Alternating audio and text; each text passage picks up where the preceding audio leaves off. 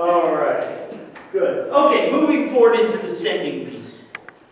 One of the big questions as we entered this listening campaign, as we worked through this process, was where is the big ministry that Calvary is called to? Is Calvary called to a ministry that folks will say, oh, that's the church that does this?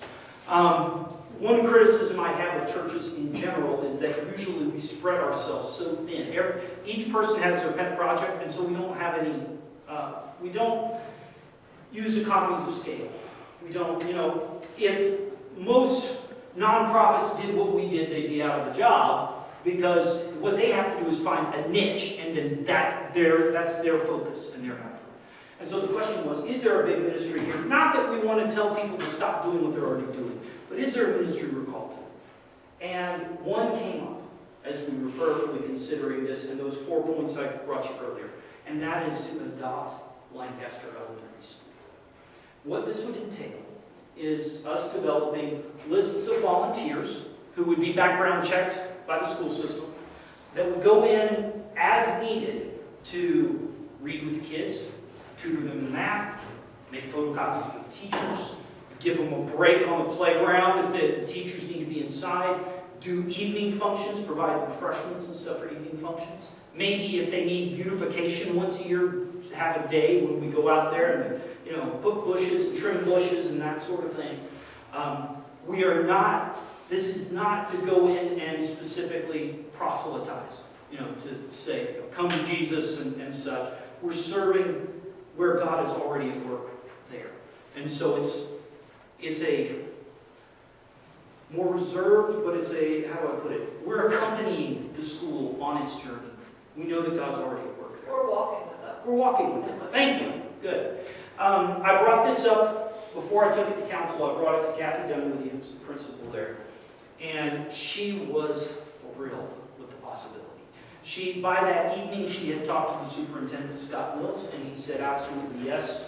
Especially given that they're coming in, kind of in a more reserved role. They're not coming in to preach and, because then you get separation of church and state issues and such.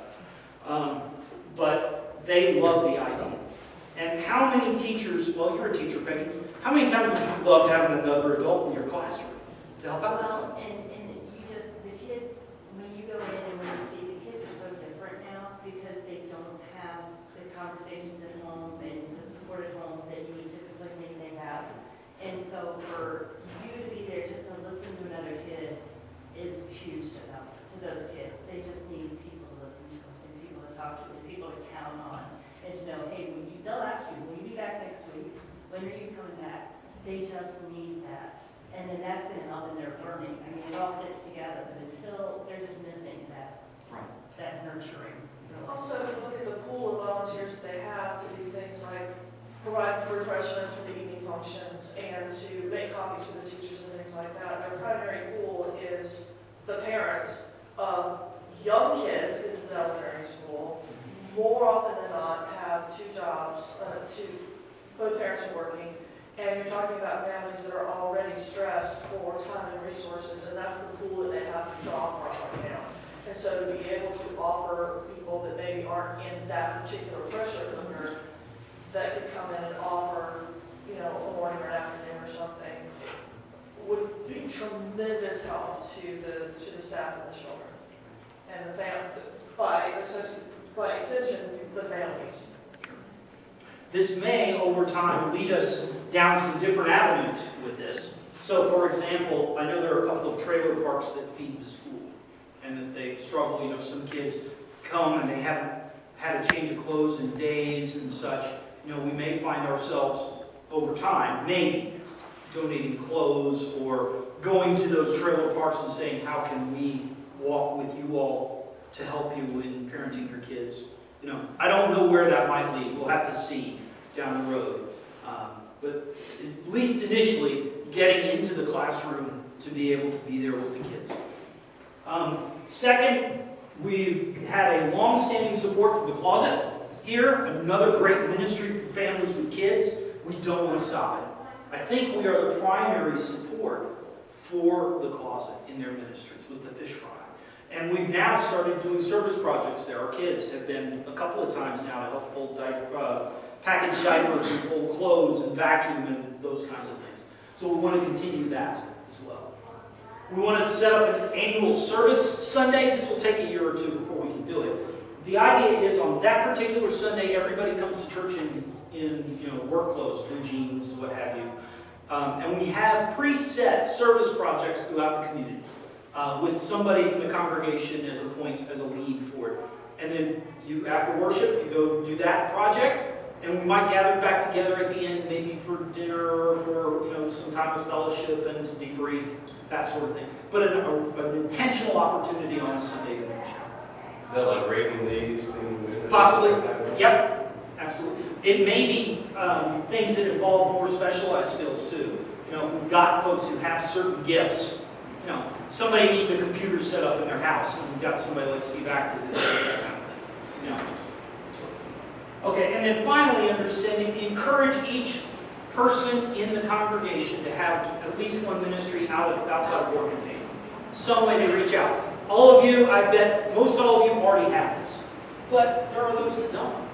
Oddly enough, until recently I didn't, because this is my work. And so, that's a piece. Where do we have that ministry outside of work and faith? I think that's part of our call. With the whole sending, and also with the gathering part, I know that our school is a huge weekend lifestyle. There's a fair number of people that show up on Wednesday or Monday and show up and hang out and get together and eat donuts and pizzas. And sometimes they show up like school functions at someone's house.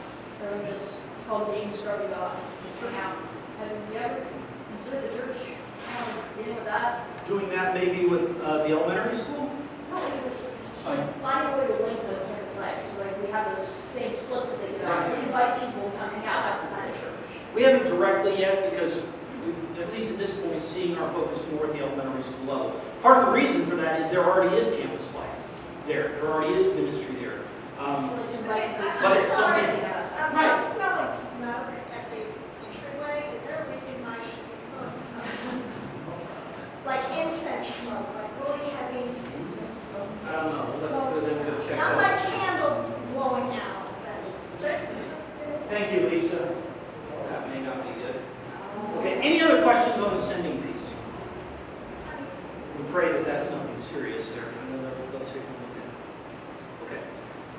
So that concludes my presentation. Any of your questions? Again, the proposed slogan is Calvary Lutheran Church, Jesus is at work. It's clear to me Jesus is at work in you, is at work here in us in this ministry. It's exciting to see these possibilities over the next